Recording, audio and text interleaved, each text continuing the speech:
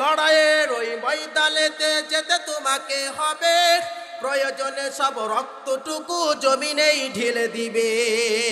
ঠিক কিনা জোরে বলেন? লড়াইয়ের ওই ময়দানেতে যেতে তোমাকে হবে, প্রয়োজনে সব রক্তটুকু জমিনেই ঢেলে দিবে। বিপ্লবে মানে জীবনে দেয়া বসে থাকা নয়, ও সে কোনো দিন আসবে না রে করো যদি ভয়। বিপ্লবে মানে জীবনে দেয়া বসে থাকা নয়, ও সে কোনো দিন আসবে না রে করো যদি ভয়। ঠিক কিনা জোরে বলেন?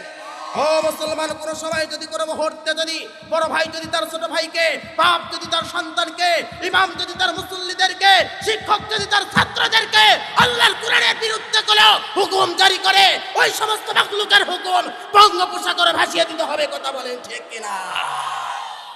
রাগ করলেন নাকি বাজান? জোরাতালি কথা বললাম নাকি? রসি কথা বললাম নাকি? বাস্তব না বাস্তব মুআজ্জাজ হাজিরিন, আমি কিন্তু সবসময় বাস্তব কথা বলে থাকি, কাউকে হিসাব করে কথা বলি না।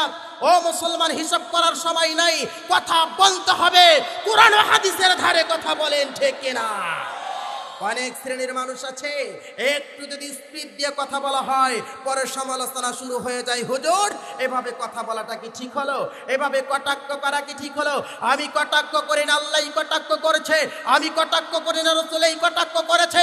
আমি বলি না আল্লাহ বলাই দিছে, আমি বলি না রাসূল বলেছে।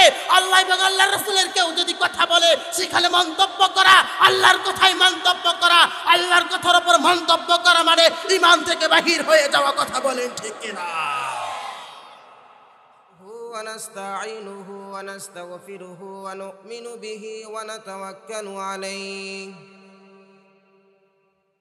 ونعوذ بالله من شرور أنفسنا ومن سيئات أعمالنا